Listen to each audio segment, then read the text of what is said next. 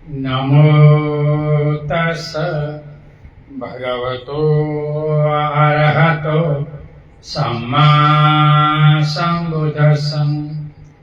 नमो तस् भगवतो अरहतो सम्मा सम्बुद्धस्स। नमो तस् भगवतो अरहतो सम्मा सम्बुद्धस्स।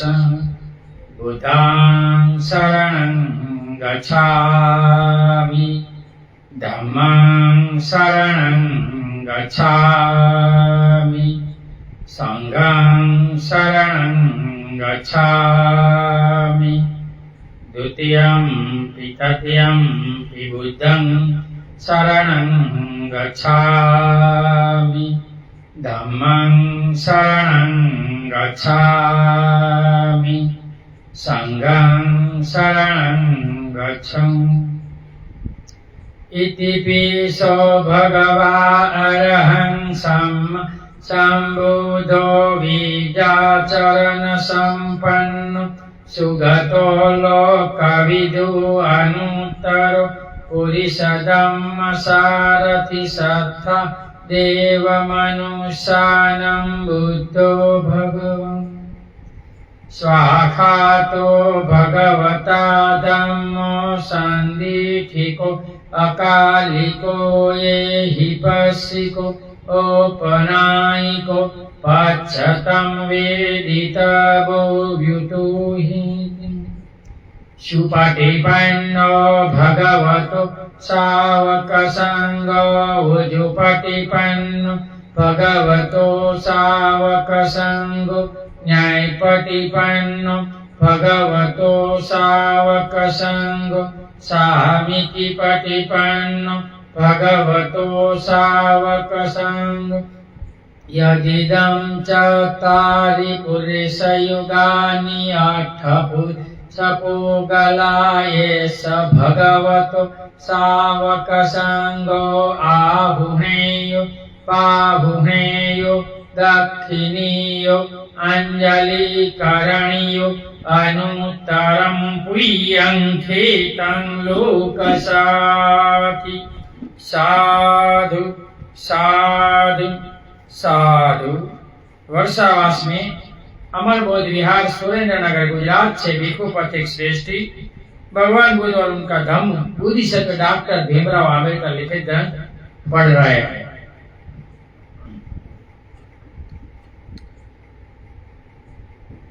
दूसरा भाग, चौथा भाग का दूसरा भाग का पहला भाग। किस प्रकार शाब्दिक समानता मूल देश को छिपाए रखती है। खंड 1, पुनर्जन्म। प्रास्ताविक। यह प्रश्न प्राय पूछा जाता है कि मरने के बाद क्या होता है। भगवान बुद्ध के समकालीन आचार्यों के दो भिन्न तरह के मत थे। एक वर्ग आत्मवादी या शाश्वतवादी कहलाता था, दूसरा कहलाता था उच्छेदवादी। जो शाश्वतवादी था उनका कहना था कि आत्मा का मरण होता ही नहीं, इसलिए जीवन शाश्वत है। पुनर्जन्म द्वारा इनका नवीनीकरण होता है। उच्छेदवादियों का मत इस एक शब्द का उच्छेदवाद से ही स्पष्ट हो जाता था। उच्छेदवाद का मतलब है कि हर वस्तु का संपूर्ण विनाश, मृत्यु के बाद कुछ शेष नहीं, खत्म, मर गया तो पूरा हो गया। भगवान बुद्ध शाश्वतवादी नहीं थे, क्योंकि इनका मतलब था कि एक पृथक नित्य आत्मा में विश्वास करना, जिससे वे विरोधी थे। तो क्या तथागत उच्छेदवादी थे? जब वे आत्मा का अस्तित्व स्वीकार नहीं करते तो स्वाभाविक तौर पर इसे उच्छेदवादी मानने की प्रकृति हो सकती है। लेकिन अलग पदम सूत्र में भगवान बुद्ध ने शिकायत की है कि वे उच्छेदवादी नहीं है, किंतु उन्हें उच्छेदवादी समझा जाता है। उन्होंने कहा, यद्यपि मैं इस मत को स्थापित करता हूँ और इसी की देशना करता हूँ, तो भी उस श्रमण बामण की गलती से मुझ पर झूठा इल्जाम लगाते हैं, जो कि वास्तविकता है के विरुद्ध है। कि मैं उच्छेदवादी की देशना करता हूँ, कि मैं मानव के टुकड़े टुकड़े को जाने की, नाश की, संपूर्ण विनाश की देशना करता हूँ। यह ऐसा मत है जो कि मेरा मत नहीं है, जिस मत का मैं समर्थन नहीं करता, जो कि भूल से, गलती से और झूठे तौर पर ऐसे भले लोगों द्वारा मेरे सिर पर मढ़ा जाता है जो मुझे उच्छेदवादी बनाना चाहते हैं। यदि यह कथन यथार्थ है और ऐसे लोगों द्वारा जो बुद्ध धर्म को ब्राह्मणी रंग में रंग देना चाहते थे प्रतिज्ञ नहीं है, तो इस कथन से मन में एक गंभीर दुविधा पैदा हो जाती है। यह कैसे हो सकता है कि भगवान बुद्ध आत्मा को भी नहीं मानते और तब भी उन्हें मैं उच्छेदवादी नहीं मानूं? इससे ये प्रश्न पैदा होता है कि क्या भगवान बुद्ध पुनर्जन्म को मानते थे? तो भगवान बुद्ध पुनर्जन्म को मानते थे, तो आगे बात, आत्मा को नहीं मानते थे, बिना आत्मा का पुनर्जन्म, संसार पुनर्जन्म किस चीज का? क्या भगवान बुद्ध पुनर्जन्म को मानते थे? उत्तर हमें है। यह अच्छा है कि इस प्रश्न को दो हिस्सों में बांट दिया जाए, किस चीज का पुनर्जन्म और किस का पुनर्जन्म। यह अच्छा है कि हम दोनों प्रश्नों को एक एक करके लिए जाए। पहले हम प्रश्न को ही ले, पुनर्जन्म किस चीज का। प्राय हमेशा इस प्रश्न की उपेक्षा की जाती है। ये दोनों प्रश्नों को एक बना देने का ही परिणाम है कि पुनर्जन्म की बात को लेकर इतनी गड़बड़ी है। भगवान बुद्ध के अनुसार चार भौतिक पदार्थ महाभूत जिनके शरीर बना है, पृथ्वी, जल, अग्नि और वायु, ये नाम रूप की जो काया है, इनकी बात है। प्रश्न है कि जब मानव शरीर का मरण होता है तो इन चारों भौतिक पदार्थ का क्या होता है? क्या वे भी शरीर के साथ मर जाते हैं? कुछ लोगों का कहना है कि वे भी मर जाते हैं। भगवान बुद्ध ने कहा ही नहीं कि आकाश में जो समान भौतिक पदार्थ सामूहिक रूप में विद्यमान है वे उनमें मिल जाते हैं। जब विद्यमान तैरती हुई राशि में से जब इन चार महाभूतों का पुनः मिलन होता है तो पुनः जन्म होता है। एक ही वस्तु का पुनः जन्म नहीं है। भगवान बुद्ध का पुनर्जन्म से यही अभिप्राय था। इन भौतिक पदार्थों के लिए यह आवश्यक नहीं है कि वे उसी शरीर के हो जिनका मरण हो चुका है। नाना मृत शरीरों के भौतिक अंश हो सकते हैं। यही बात ध्यान देने की है कि शरीर का मरण होता है लेकिन भौतिक पदार्थ बने रहते हैं। कि काया मरती है तो ये इसमें मिल जाते हैं और इसमें से कोई पदार्थ मिलते हैं तो नया बन जाता है। भगवान बुद्ध इसी प्रकार के पुनर्जन्म को मानते थे। सारिपुत्र ने महाकोटित के साथ जो बातचीत की उससे इस विषय पर बहुत प्रकाश पड़ा है। लिखा है कि एक समय जब भगवान बुद्ध श्रावस्ती में अनाथ पीड़क के जेतवन में विहार में गए थे तो महाकोटित ध्यान कर चुकने पर सारिपुत्र के पास गए और उसने कुछ ऐसे प्रश्नों को स्पष्ट कर देने की प्रार्थना की जो इन्हें हैरान कर रहे थे। इन प्रश्नों का एक यही था। महाकोटित ने पूछा, प्रथम ध्यान की प्राप्ति होने पर कितने संयोजनों का प्रहरण होता है और प्रथम ध्यान में कौन कौन से अंग शेष रहते हैं? तो सारिपुत्र का उत्तर था, दोनों के 5-5 काम संग, व्यापार, थीनमीन, उदयचर, कुकचर, विचिकित्सा का प्राण हो जाता है। वितक, विचार, प्रीति, सुख तथा एकाग्रता शेष रहते हैं। पहले ध्यान।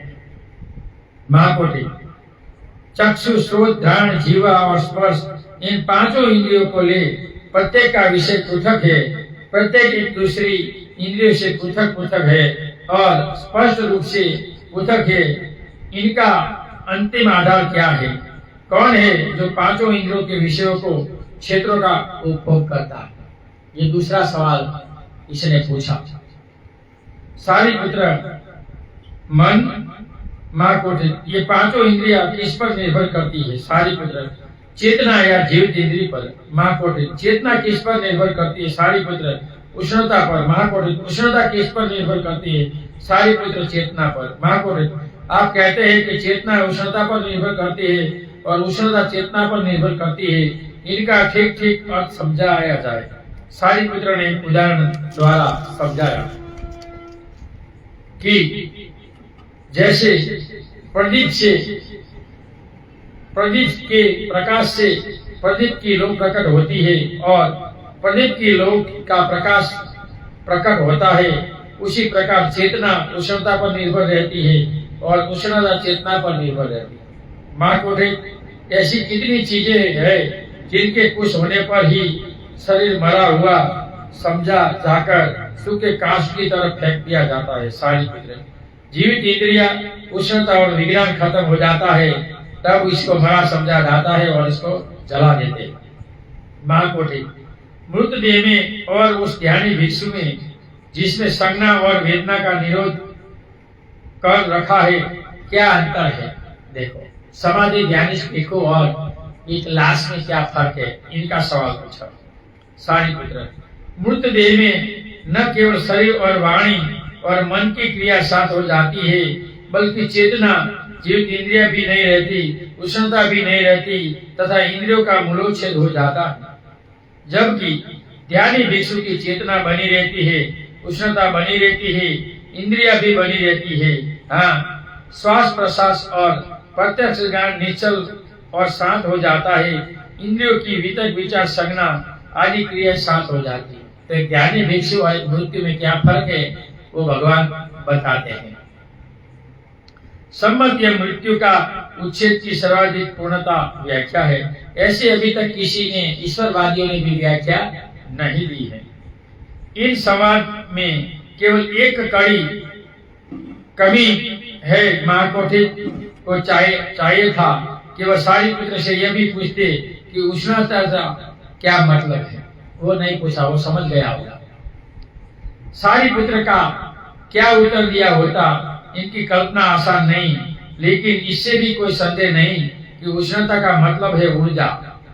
इस तरह से यदि उत्तर को थोड़ा अधिक स्पष्ट कर दिया जाए तो इस प्रश्न का कि मरने पर क्या होता है, यही उत्तर हो सकता है कि शरीर ऊर्जा उत्पन्न करना बंद कर देता है।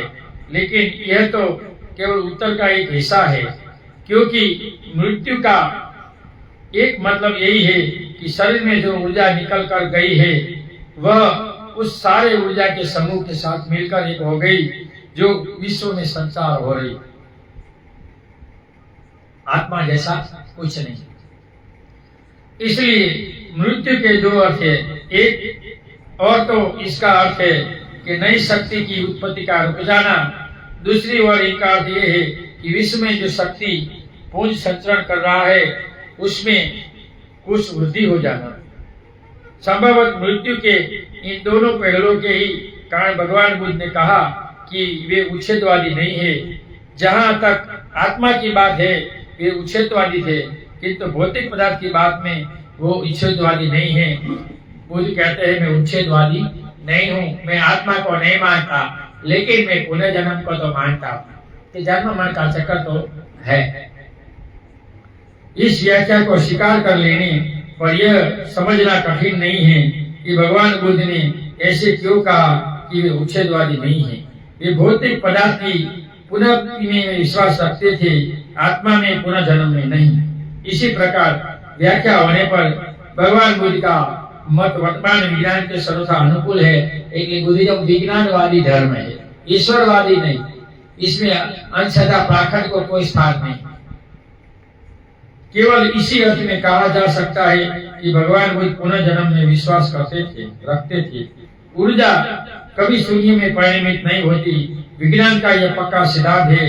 यदि मृत्यु का यह अर्थ किया जाए कि मृत्यु के अनंतर कुछ नहीं रहता, तो यह बात विज्ञान के विरुद्ध होगी, क्योंकि इनका मतलब यह होगा कि सामूहिक रूप से शक्ति में सातत्य नहीं है, लेकिन शक्ति में सातत्य ही इसका रूप बदलती है।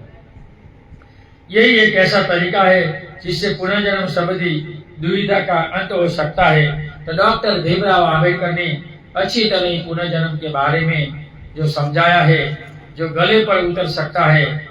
पुनर्जन्म इस चीज का, कोई व्यक्ति का पुनर्जन्म नहीं होता है, सांप्रत वैश्विक जो तत्व है इनका होता, आत्मा का नहीं। तीसरा, पुनर्जन्म किस चीज का, उससे कठिन प्रश्न है। पुनर्जन्म किसका? क्या वही मरा हुआ इंसान एक नया जन्म ग्रहण करता है, क्या भगवान बुद्ध इस सिद्धांत को मानते थे? उत्तर में अधिकांश असंभावित कि भाई ऐसा नहीं हो सकता। यदि मृत मनुष्य के देह में सभी भौतिक अंश पुनः नए शरीर में मिलकर एक नए शरीर का निर्माण कर सके, तभी यह मानना संभव है कि उसी मनुष्य का पुनर्जन्म हुआ। लेकिन ऐसा होता नहीं है, यही मानना गलत है।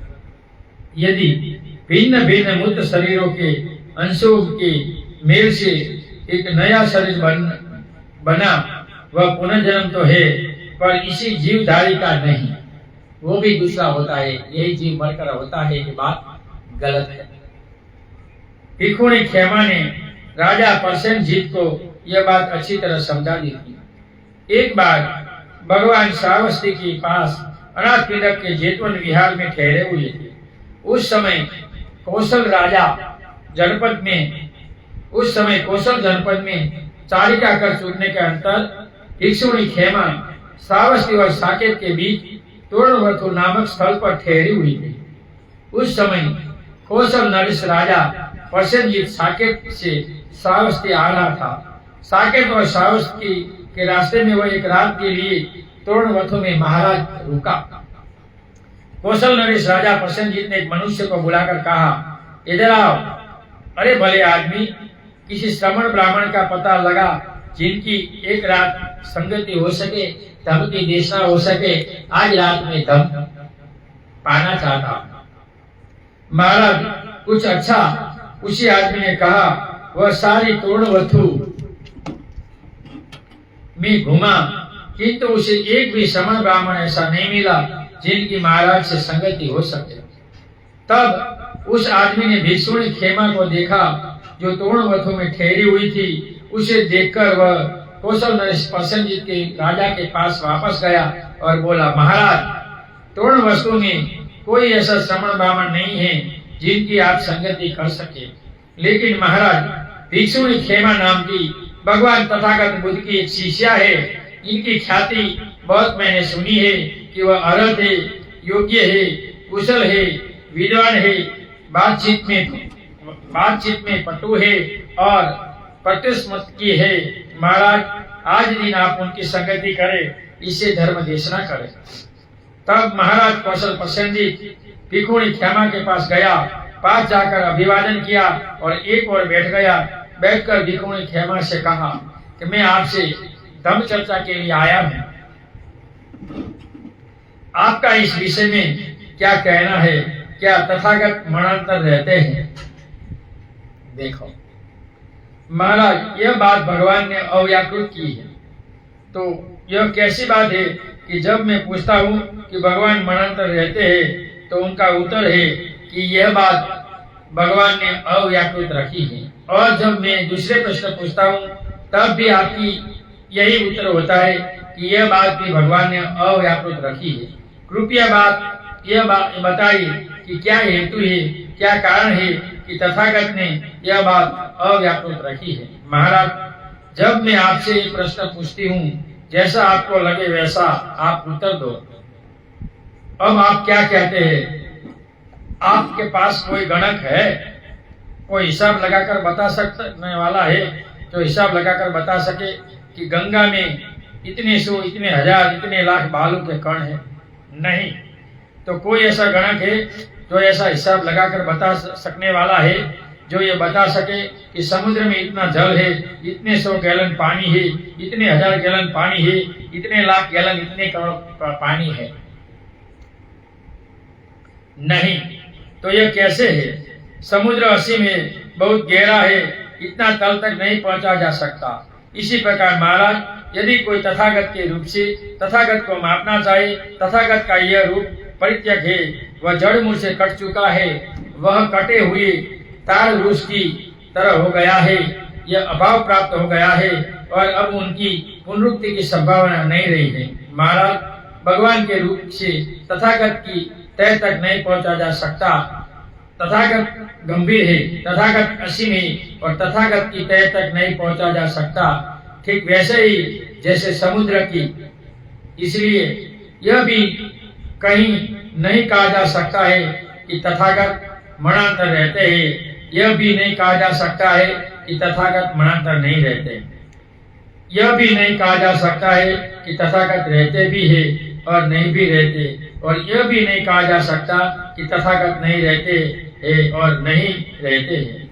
इसी प्रकार महाराज, यदि कोई तथागत की वेदना से तथागत को मापना चाहे तो तथागत की यह वेदना परित्यज्य है, वह जड़ मूल से कट चुकी है, वह कटे तार वृक्ष की तरह हो गई है, संभावना नहीं है महाराज तथागत की वेदना से तथागत की तह तक, जैसे समुद्र की इसलिए भी नहीं कहा जा सकता कि मनांतर रहते हैं और नहीं भी रहते।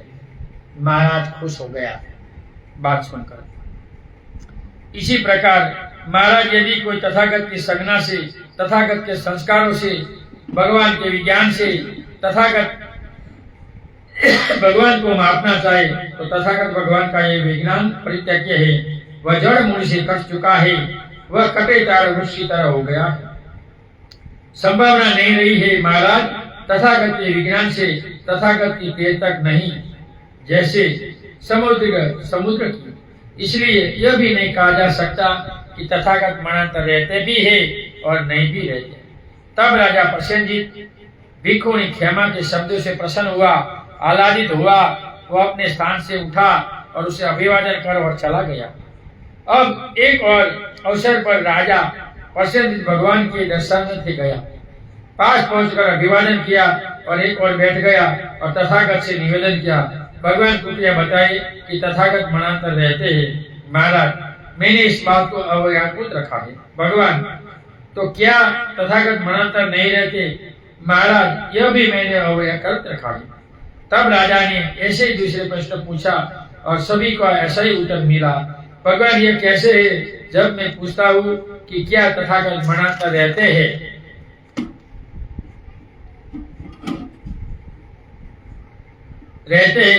तो आपका उत्तर होता है कि यही बात तथागत द्वारा अव्याकृत है, और जब मैं पूछता हूँ कि क्या तथागत मनांतर नहीं रहते तो भी आपका उत्तर है कि यह बात तथागत भगवान द्वारा अव्याकृत है। तो तथागत भगवान, कृपया यह बताइए कि क्या हेतु है, क्या कारण है, क्या प्रयोजन है कि यह बात भगवान ने अव्याकृत रखी है। तो महाराज, मैं आपसे एक प्रश्न पूछता हूँ, जैसे आपको ठीक लगे वैसा उत्तर देना। क्या आपके पास कोई गणक है?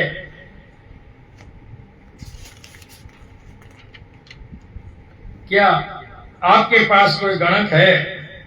क्या जो पीछे बात हुई वैसे पूछा, तो आपका गणक क्या बता सकता है कि गंगा नदी में इतना रेती का कण है? नहीं। तो आपके पास कोई गणक है जो समुद्र का इतना गहरा पानी बता सकता है? नहीं। क्यों? क्योंकि वो गहरा है। तो भगवान बुद्ध भी ऐसे गहरे हैं, इनके कोई पहचान नहीं सकते। अद्भुत है भगवान गौतम, अद्भुत है सुगत। यह कितनी आश्चर्य की बात है कि शास्त्रा और साविका के उत्तर में न अर्थ की दृष्टि से न व्यंजन की दृष्टि से कहीं भी कुछ अंतर नहीं, एकदम समान उत्तर है, एकदम मेल खाता हुआ उत्तर है, उत्तरतम बात के बारे में है। भगवान, एक समय में भिक्षुणी खेमा के पास गया और उससे यह प्रश्न पूछा। उसने मुझे ठीक इन्हीं शब्दों में, ठीक ऐसे शब्दों में उत्तर दिया कि भगवान को मापा नहीं जा सकता। भगवान की वेदना, भगवान की तृष्णा, भगवान का काया को मापा नहीं जाता, जो समुद्र और नदी की तरह गहरा है। इसलिए ये बात अव्याकृत है, इसको कोई माप नहीं सकता। जैसा आपने कहा वैसा ही खेमा ने कहा। तो भगवान, ये क्या बात है? अद्भुत है भगवान, अद्भुत है सुगत। ये कितने बड़ी आश्चर्य की बात है। शास्त्रा और साविका के उत्तर में अर्थ और व्यंजन की दृष्टि कुछ भी अंतर नहीं है। शिष्य और शिष्या दोनों एक ही, गुरु शिष्या एक ही समान अर्थ। कितना महान धर्म है, अलग अलग नहीं है, एक ही बात है, एकदम उत्तर है, एकदम मेल खाता हुआ है और उत्तम बारे में है। तो ये बात सुनकर राजा खुश हुआ और भगवान को वंदन कर गया। अच्छा भगवान, अब आज्ञा दी, मुझे जाना है और वो बहुत कार्य है। महाराज, उस समय आप जो करना चाहे उचित करें। तब कौशल नरेश राजा प्रसेनजीत भगवान के वचनों से प्रसन्न हुआ, आह्लादित हुआ, अपने स्थान से उठा और भगवान को 3 बार चारिका किया और घूमे और इसके बाद वो अपने घर चला गया। नमो बुधाय, जय भीम। यहाँ पहला खंड समाप्त होता है, दूसरा खंड हम कल पढ़ेंगे। जय भीम, नमो बुधाय।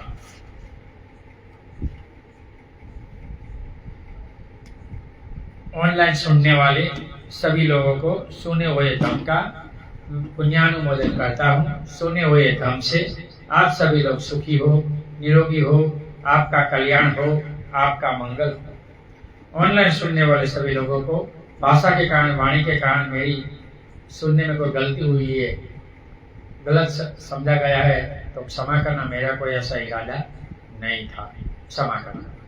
नथि मे शरणम आर्यम, बुद्धो मे शरणम वारम, एतेन सच्चवाजेनम होतु मे जय मंगलम। नथि मे शरणम आर्यम, धम्मो मे शरणम वारम, एतेन सच्चवाजेनम होतु मे जय मंगलम।